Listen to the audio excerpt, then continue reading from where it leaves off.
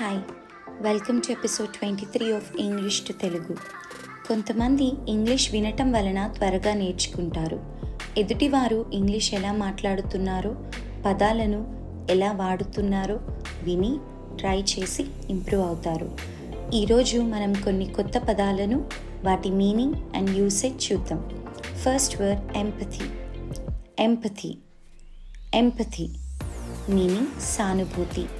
Example, we can't empathize with others unless we put ourselves into their shoes. ఇతరుల పరిస్థితులలో ఉండి చూస్తే తప్ప మనం వారి పట్ల నిజమైన సానుభూతిని చూపలేము. The next word en masse. En masse en masse meaning సామూహికంగా. Example, due to the emergence of AI, the software company sacked their employees en masse. AI వాడుకలోకి రావటం వలన సాఫ్ట్వేర్ సంస్థలు వారి ఉద్యోగులను విధుల నుండి సామూహికంగా తొలగించాయి. The next word ఎగ్జ్యూడ్.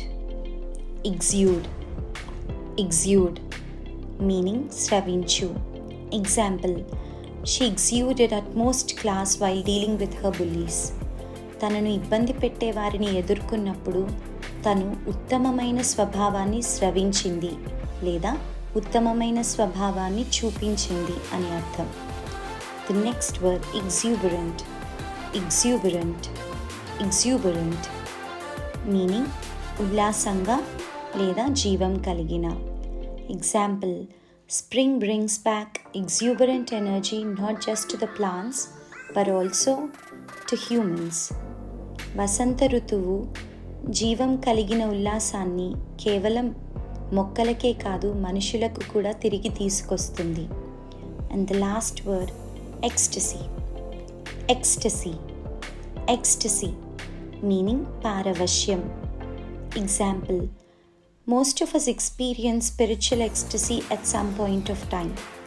ఏదో ఒక సమయంలో మనలో చాలామంది భక్తి పారవశ్యాన్ని అనుభవిస్తాము. That's all for today. Thank you.